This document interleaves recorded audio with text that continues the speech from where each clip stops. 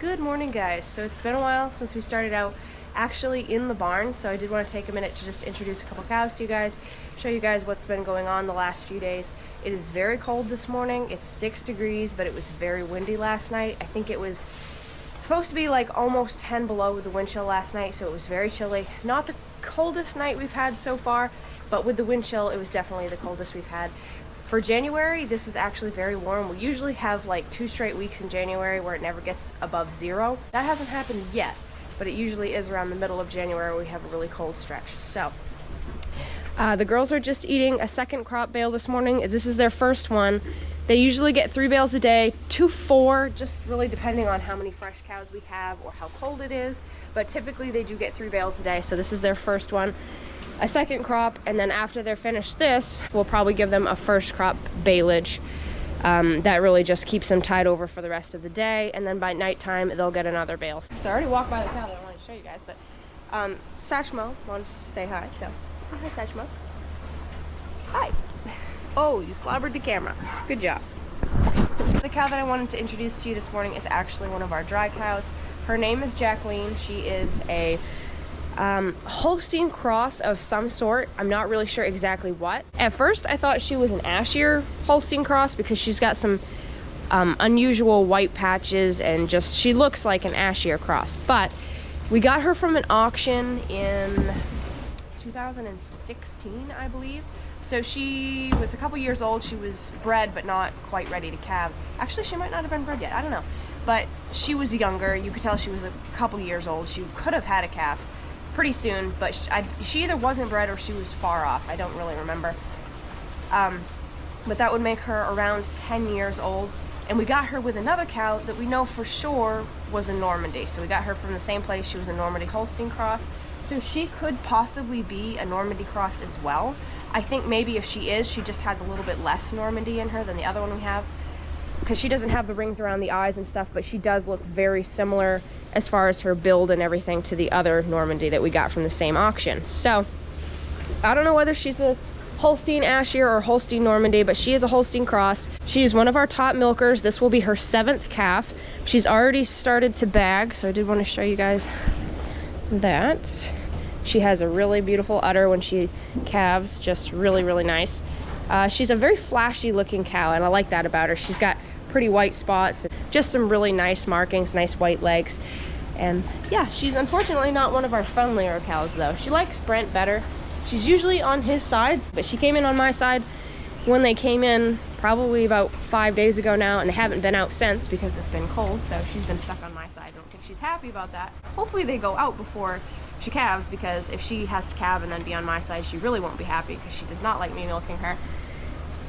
Apparently she's a man's cow. She doesn't like women. So there was something else that I wanted to tell you guys, but I don't remember what it was.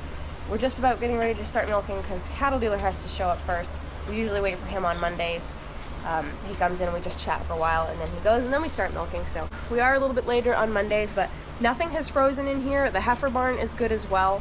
If you're new to these videos, our heifer barn is actually up the road, like a half mile or something like that. And they're actually in the basement of a really old barn. It's like probably built in the early 1900s. We're not really sure. They're down there, and their water has yet to even freeze. It is so nice down there. It's unbelievable. It's just, it's weird. It's like completely different down there. You go down there and it's warm and there's nice air and it's kind of dark, but at least they're nice and warm and toasty in this chilly weather.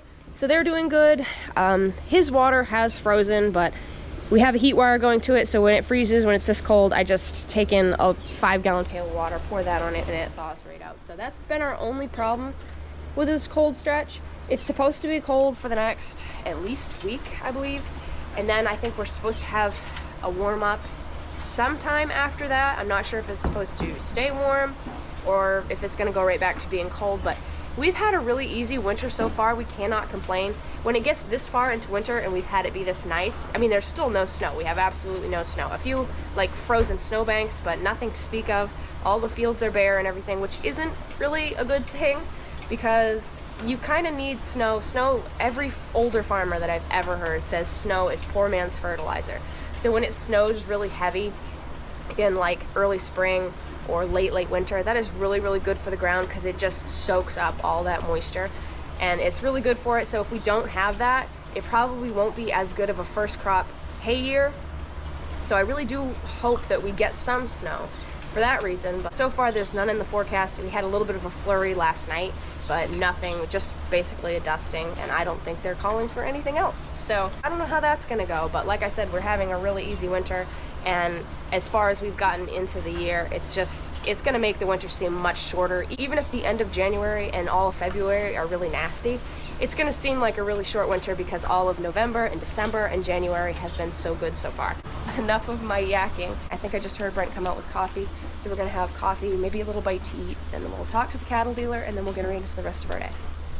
So we just finished morning milking and all the chores that go after milking, got the cows bedded, everything, and they're ready to relax for the rest of the day. But there is one thing that I have to do before we can shut the lights off and leave them alone. Brent is in the milk room right now just running the pipeline wash and getting everything cleaned up.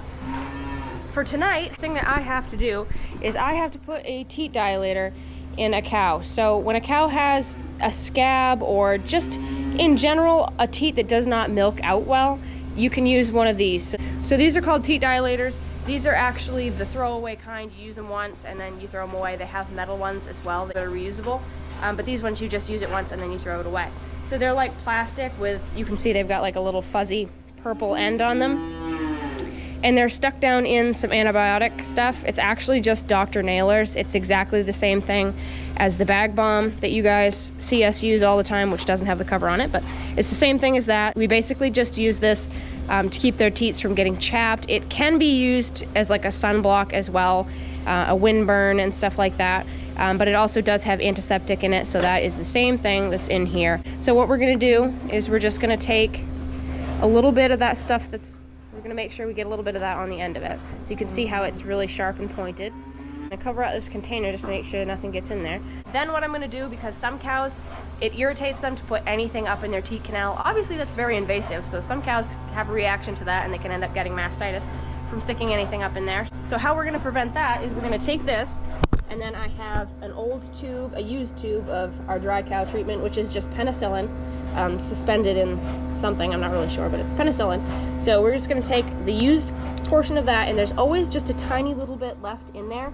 So we're just gonna squeeze, you can see a little bit of that.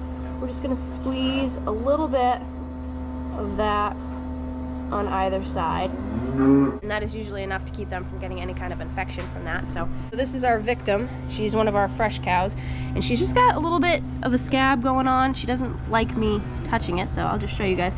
It's actually her front right quarter. So what we're gonna do, I'm not sure how I'm gonna show you this very well, but I think maybe if I hold you guys like this, you can see it. So I'm gonna just open up her teat a little bit, and then slide that in there, and you're just gonna turn it, make sure it's up in there good. You can tell she is not a fan of that. Usually they don't really care for it, but that's just gonna make sure that her teat doesn't close up.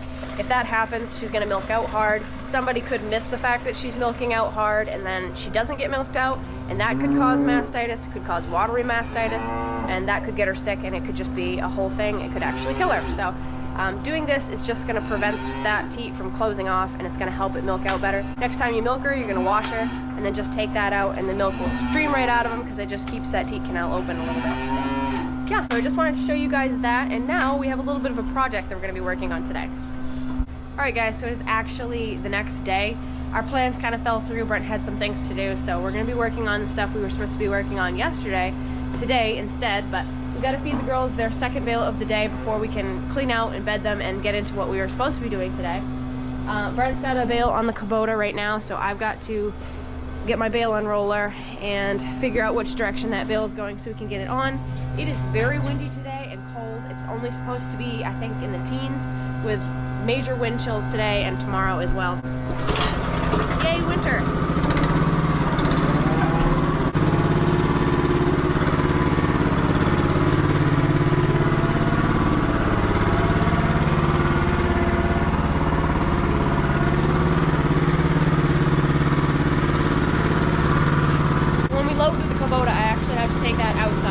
So it's easier for me to turn it the way that it needs to go rather than turn the bale around because Brent would have to scoop it back up if it wasn't right. The So before I go out there, I'm gonna go check to see which direction it's going, so I won't be turning it around after I get out there. If that makes any sense.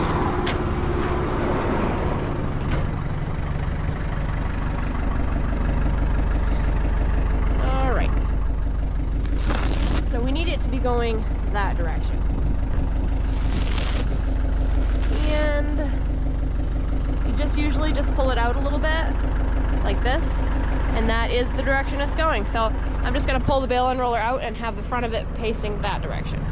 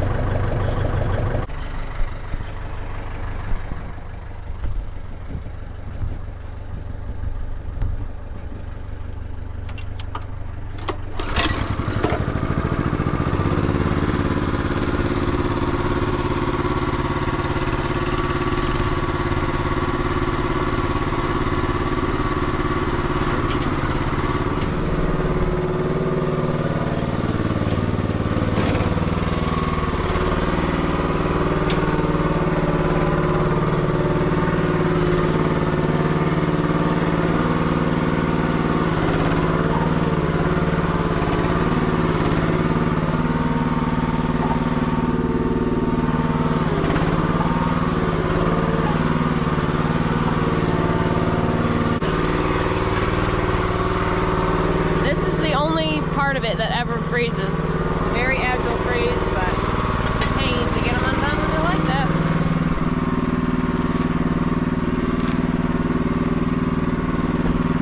That's what the hammer is for.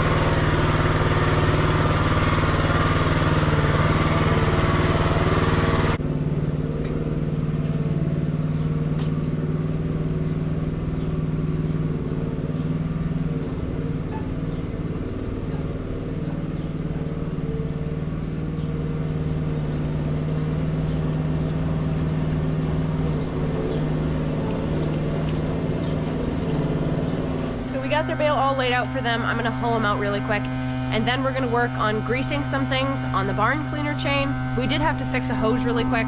One of the hoses that goes to the water bowls, they break like underneath the skin, and then they start swelling with water, so they get like this big lump. You can see this one was all stretched out. Usually after that, they'll get a little pinhole in them, and they'll just start spraying water. And if you're lucky, you'll catch it at this stage before it bursts in the middle of the night and ends up flooding the barn. So we caught this one, and we changed that really quick. I think it was, let's see, this one right here. So we just replaced that, and I went down and turned the water on, and that is not leaking. So we just got to throw this one away. We don't have to change many of those, maybe 2 a year, I think. We have to change. Cows can be kind of hard on them. Sometimes they can get their head caught on them and rip them. They can ruin a lot of stuff.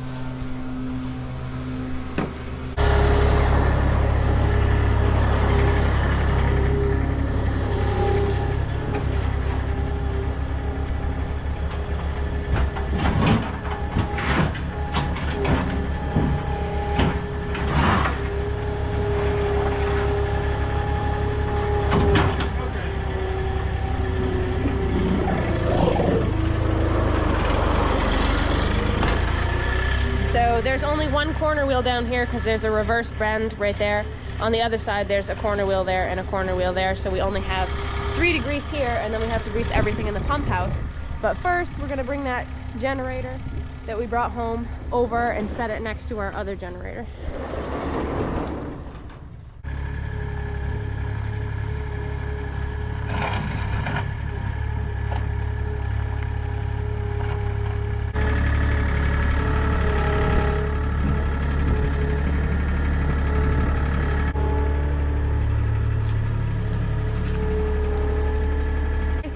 would stop there. Jack it up. Okay.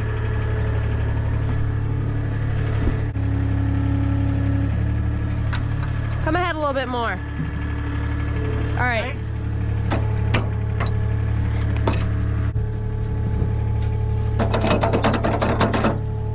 There. Okay. Yeah, that's good.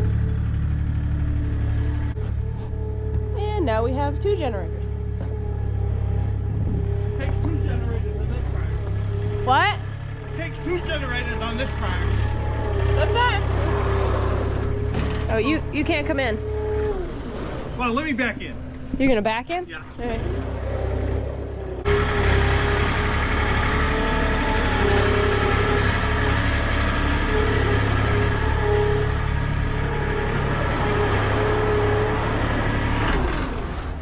There.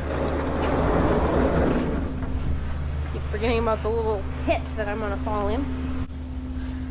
So you need a Grease cut. knife. Nope. Well, like that.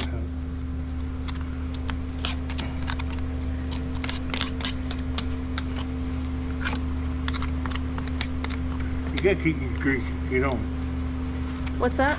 You really need to keep these greased. Yep, you do. So the electric one is across the road, so we're gonna just use the manual one. Alright, let me dig. Ah, whoops. Was that you? No. It was my boot. But like my father used to say, a fratting horse will never tire. A fratting man's the one to hire. So it was you. Yeah. Nice. Breathe at your own risk.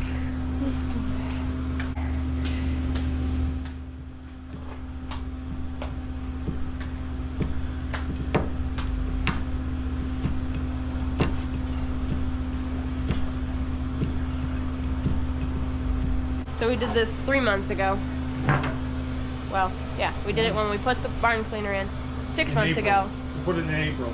in April. Middle of April. And then we've greased it 3 months after that. So July. yeah.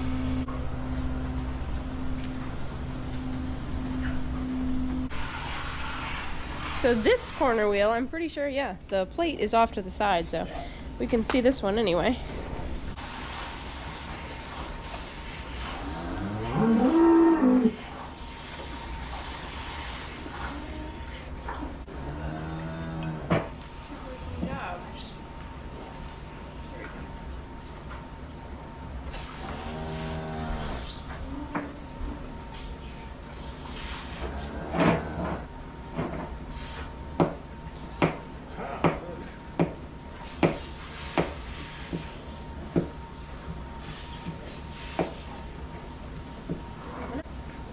Someday to take this down to the welding shop.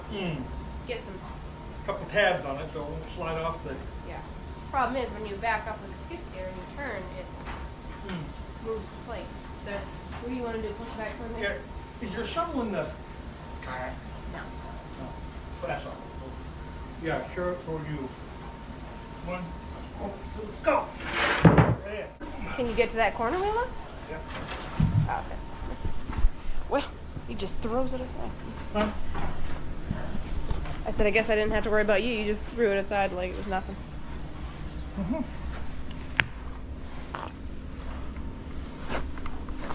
Okay. It's not taking it, I don't think. Huh.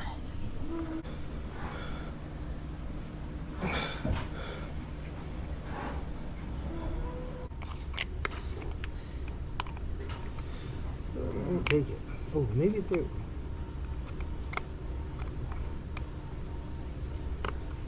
Let's try it just to heck of it. It's weird. It gets greased so much you would think it wouldn't be stuck. Okay, let's try it with the heck.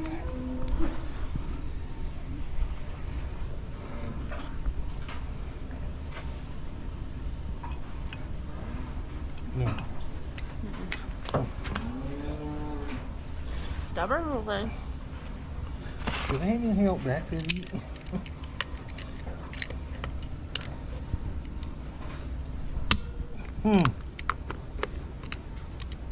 Try, Yeah. Oh, there you go, you did.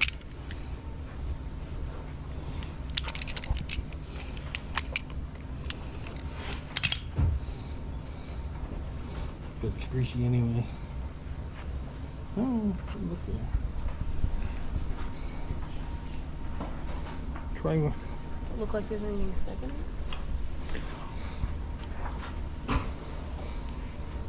Okay. Give her a pump. Yeah, stuck in the end of it.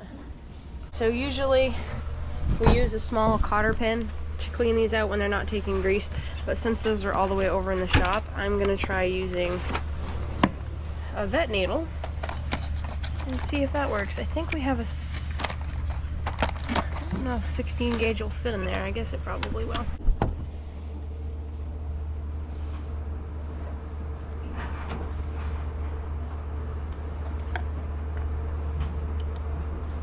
See if it's stuck in there.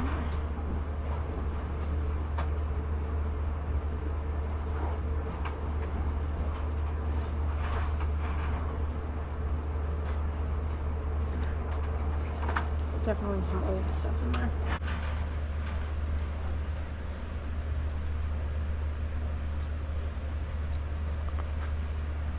There you go.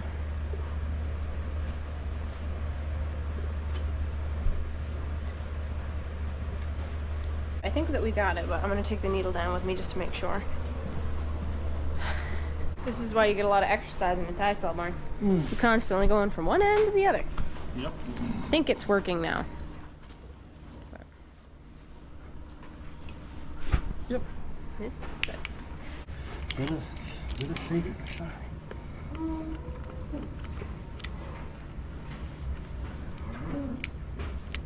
Those corner wheels do a lot of the turning. Oh. When was the last? You replaced these, right? Yep. They went right in too. You didn't have to do any concrete work. We were lucky. Because those other ones weren't turning at all. Just tipped up.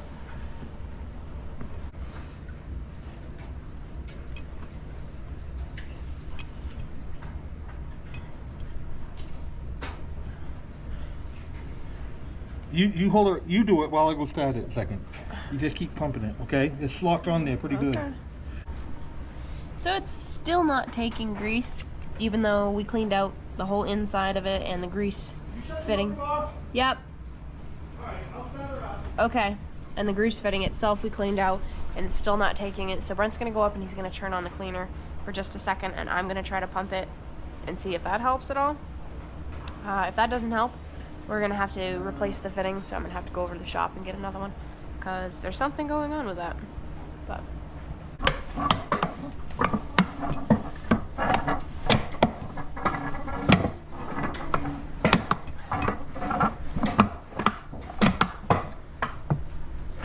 still not taking it. Usually this only takes like 5 minutes. Leave it for today to be the hard time. So, the milk truck just left. I've got to head over to the shop to see if I can find one of these fittings. And it has started snowing a little bit. Found them. Now we just need to see if we have the right size.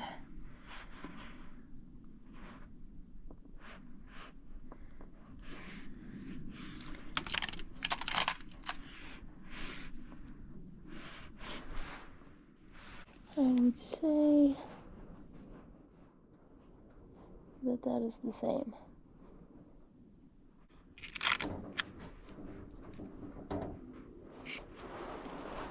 I'll take these two over.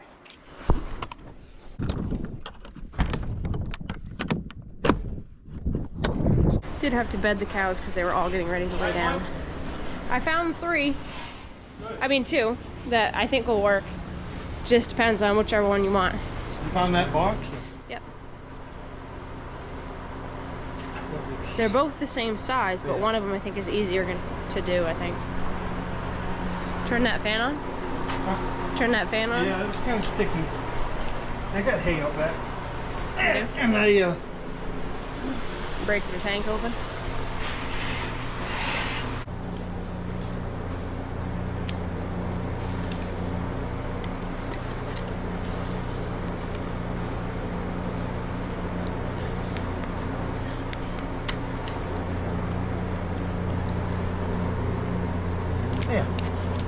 Now let's try it.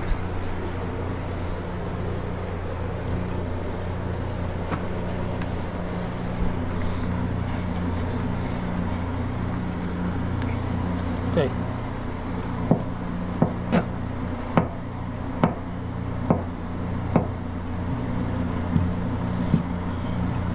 That's better.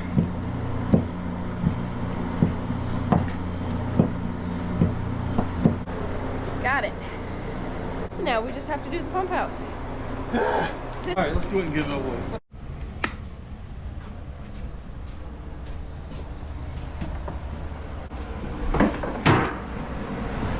How many are there in here? 6, I think. Yeah. Okay. We don't need my... There's one on the wing board. Yeah, those two. There's 2 there. That was my idea. Those things were never... They'd wear off in no time, so I had a stainless steel sleeve put on with 2 pre-fittings. Yep. And it never bothered. They used to be so thin, the original from the company, Yeah. that after a while, that would just...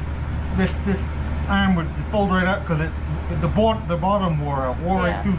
There was a pin that went down through it. Yeah. There still is, obviously, but I got grease fittings on it now. So Redesigned for Pat's. a bigger pin. The pin was only the size of a pencil. Yeah. Yeah, it was. It was about the size of a pencil, and there was no fitting, so it just wore in no time. That as much as that flexes in and out.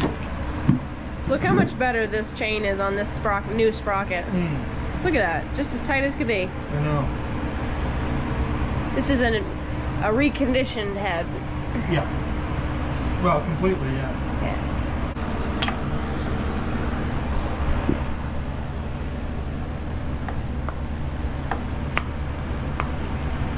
I'm expecting us to run out of grease any moment.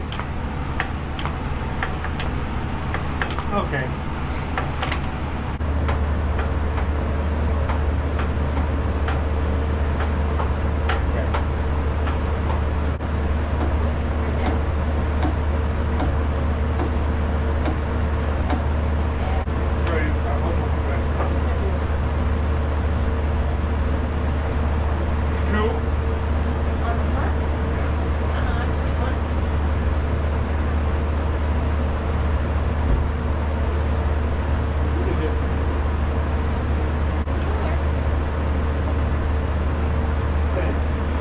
One more, but I think we left the hardest for last. It is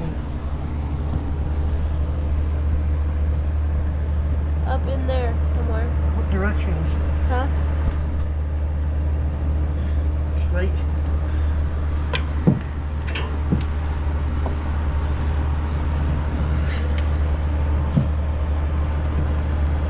There. Try that. Feel like taking it? Mm-hmm.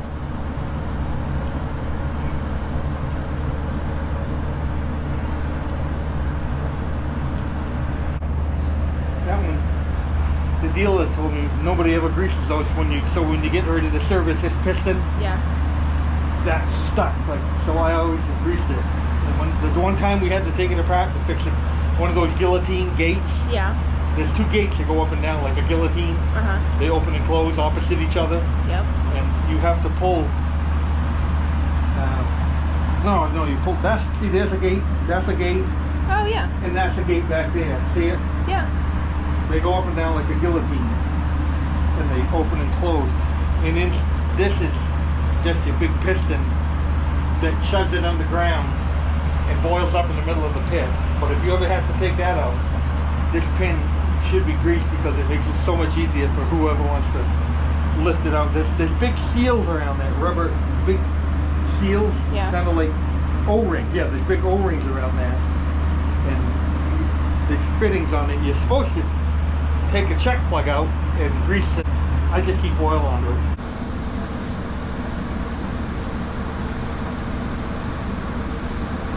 Yeah.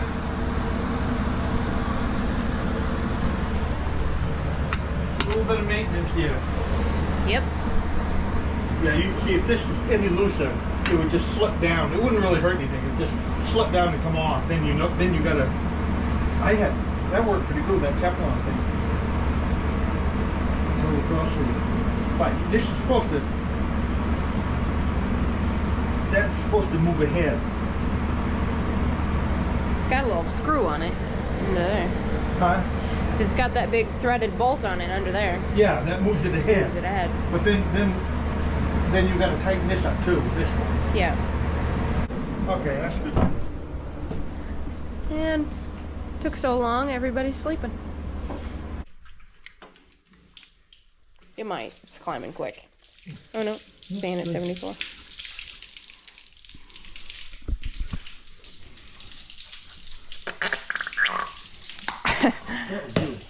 Nice noise.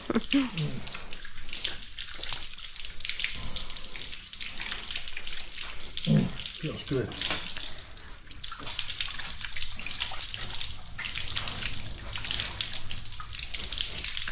Now it's getting a little warm. So we got everything on the barn cleaner all greased, and we won't have to worry about that for another couple months. At least, obviously it has to be done more in the winter because it gets run more in the summertime. We don't run it but every other day. Sometimes not even that because the cows are out to pasture and we just don't have to worry about it. They come in for an hour or so to get milked and then that's it. They go right back outside, so it's not a big deal. But in the winter, when they're inside all the time, like right now, with this cold spell that we're having, they're inside a lot, so we have to run it every day, twice a day, so it gets a lot of use. It is 11:15 right now, and I have not eaten breakfast yet, so I'm gonna run home and eat breakfast and then come back here at 2:45 to milk the girls. We're not gonna have time to do our project that I was excited to do. I'll show you guys just what we were gonna do. So somebody sent Brent these lights for the Massey. I'm assuming they're for the Massey. They're not round. It looks like, I mean, the picture's round, but they are square. So we're gonna put those in the Massey's grill. Try to get them hooked up so that they're working again.